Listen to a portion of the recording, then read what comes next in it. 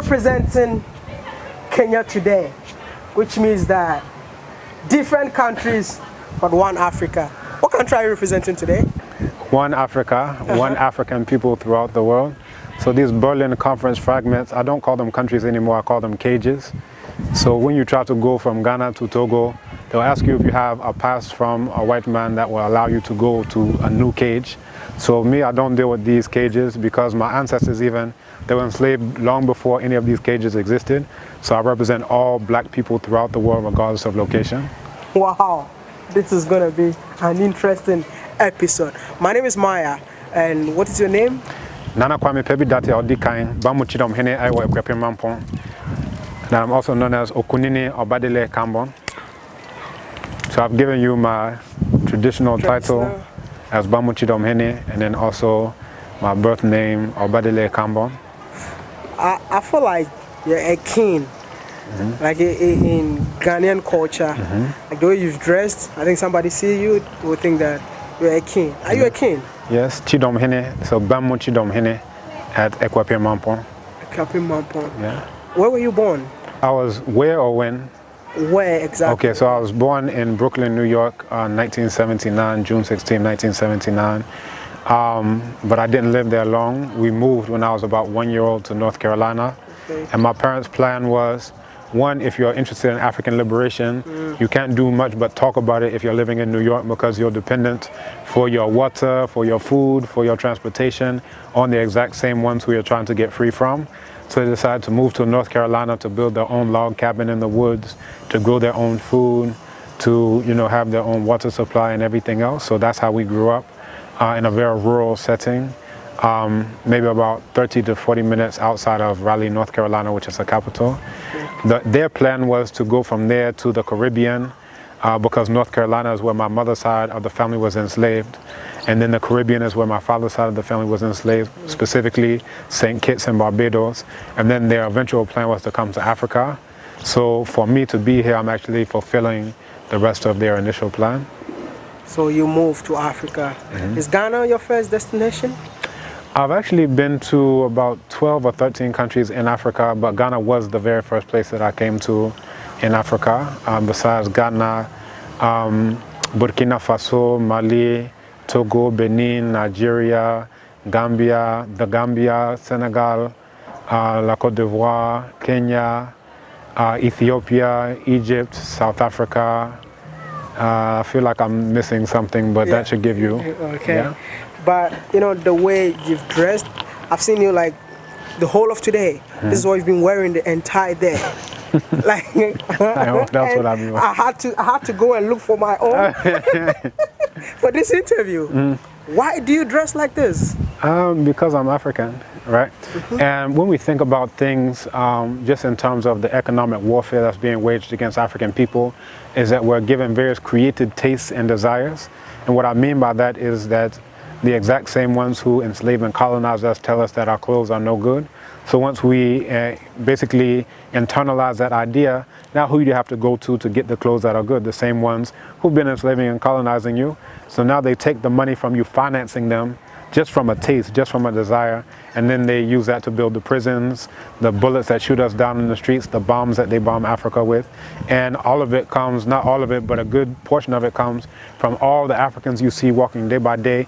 They've given billions and billions in what's effectively aid to the exact same enslavers and colonizers.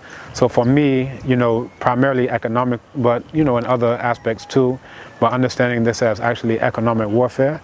So it's not, oh, this looks cute, it's that. No, I'm supporting my own African people, and when I do that, now instead of financing my enemies to the tune of billions and billions, that same money can go to other African people.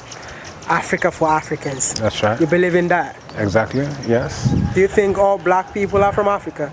All black people are Africans and all Africans are black people. Matter of fact, when I write it, I use the equal sign. I say African equals black, and I write Africa with a K, just so people are not confused, because you have all of these fraudsters who are trying to hijack the term Pan-Africanism. Now, if you look at those who invented the word Pan-Africanism, coined the word, in the 1900 resolution from that conference that was held in England, they actually mentioned specifically countries like Haiti, like Liberia, Ethiopia, and any others that emerged. They mentioned, so for them, they're already talking about not just those who happen to be on the continent, but all black people. So they use the word African, black, and Negro interchangeably. So for me, when you're down with the real Pan-Africanism, not the fraud Pan-Africanism, you're talking about black people regardless of location. Unfortunately, Pan-Africanism, the term, has been hijacked by these fraudsters who mean location, whether or not you're black.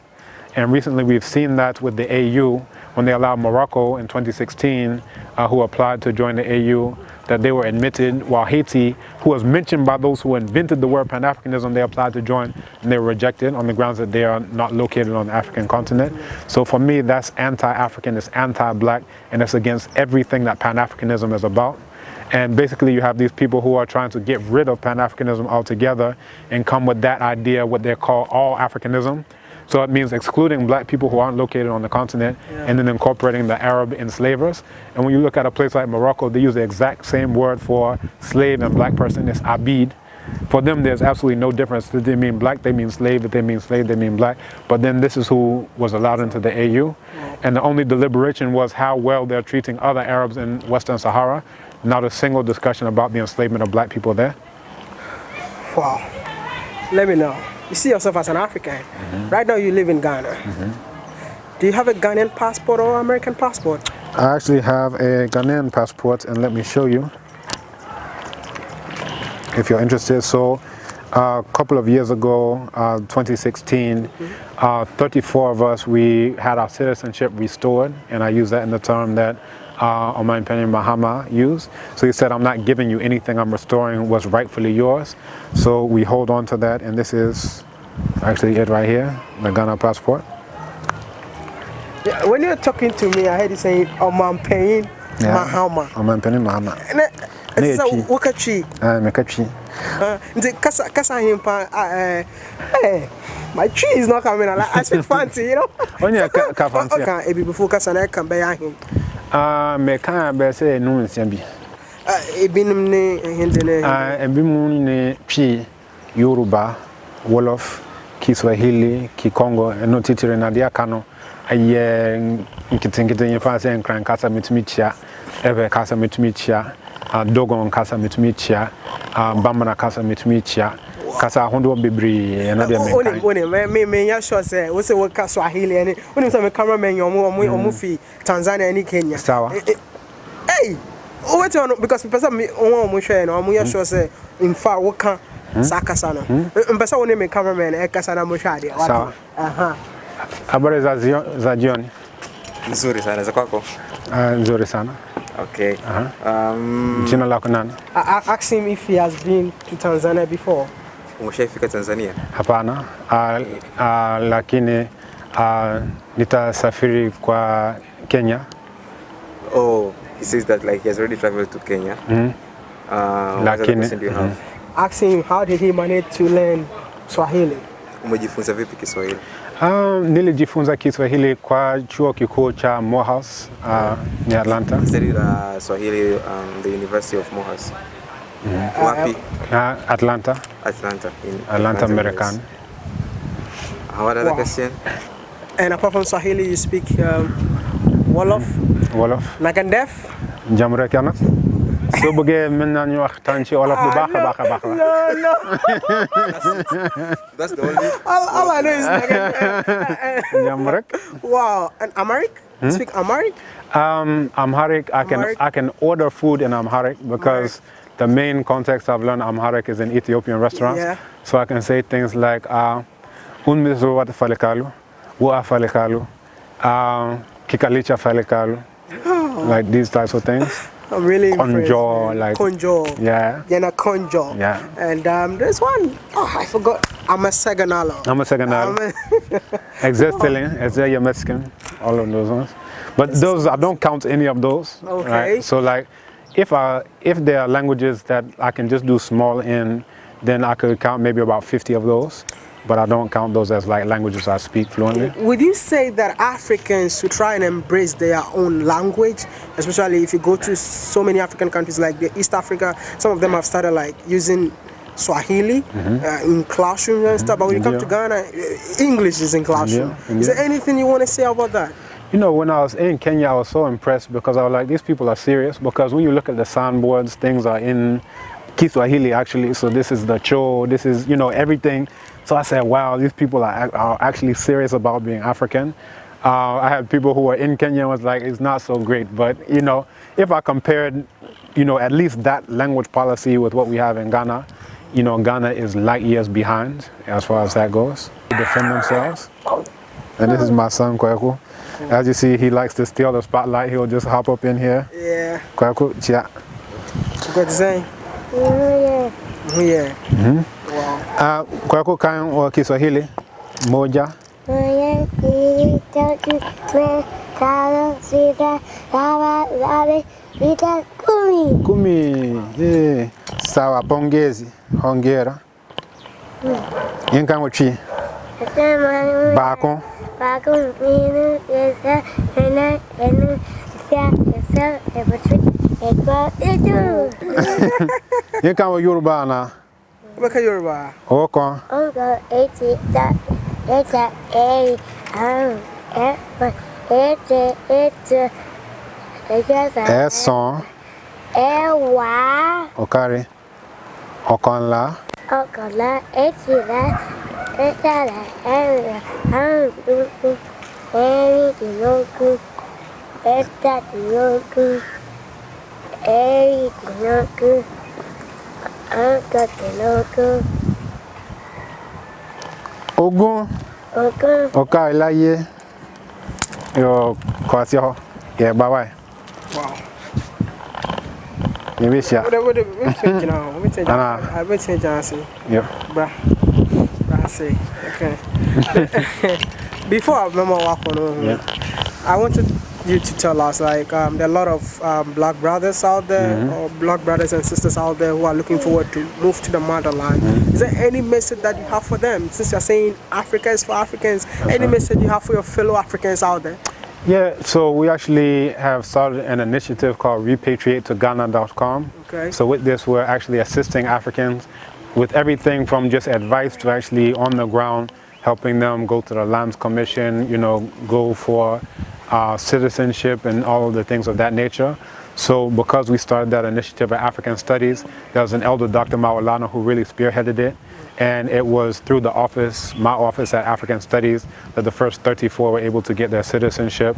And then also these, this next batch that's about to get it, all of their forms came to me initially. It's since gone on to Dr. Maulana. And like I said, he's been absolutely, you know, indispensable for this process and really, you know, spearheaded it. But these are some of the things that we're doing to actually assist Africans. It's not enough to just beat people over the head and say, oh, you should repatriate. Yeah. But it's like, well, how do I do it? You know, what job will I have? How will I take care of myself? How will I take care of my family? And what we're doing is we're answering those questions for them so that we can actually get to the practicalities of doing these things. Also, I put myself through school for the PhD by teaching African languages online. So Chi, Yoruba, and Wolof.